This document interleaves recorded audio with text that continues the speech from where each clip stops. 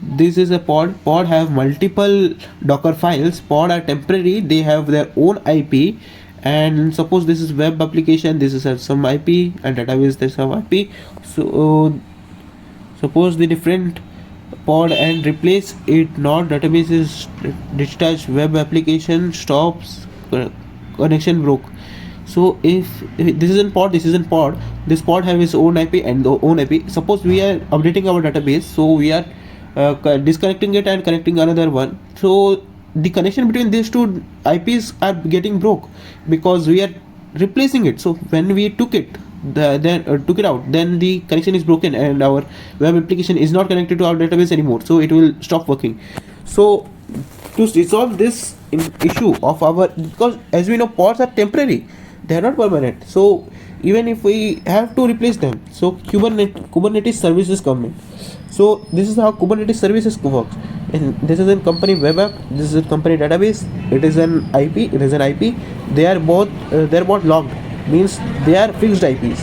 This is a fixed IP, this is a fixed IP, and our web app is connected to Kubernetes services. Kubernetes services have multiple databases, so if we want to replace it with another database, we can just attach it and remove it. So this is not stopping our connection. It is not like we are changing the IP, we are just changing the pod connected to the permanent IP, and pod has its own IP, but we are connecting the temporary IP with a permanent IP. So permanent stays still and we are connecting the permanents, not the temporaries, so that without network interference we can able to exchange it. Then this is how practically how normal companies run their backends, like this. Internet Ingress is something that will redirect here and here. This is the main gateway between our service and internet. Ingress are connected to Kubernetes services, and Kubernetes services are connected to pods. So this is how internet looks like in every company. This is how every company try to make their backends. Then it is conclusion. What is conclusion in that the addressing ports, segmentation and firewalls, and NAT. As we have learned, addressing means DNS one we have studied, that it is converting the domain name to IPs and IPs to domain name, that is addressing. And ports, what are ports? What we write with semicolon colons, and that it is called ports, like port 1990, port 443, etc.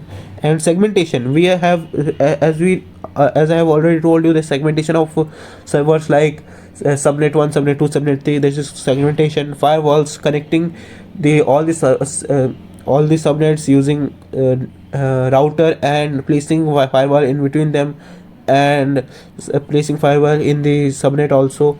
And this is NAT. As I have told you, with NAT we connect all the subnets, and NAT talk to the internet rather than the subnet directly, so that it helps protect it, and we do not have to spend more money on each and every public address for different subnets. We can just buy one public IP, and it can help all the subnets to talk to internet.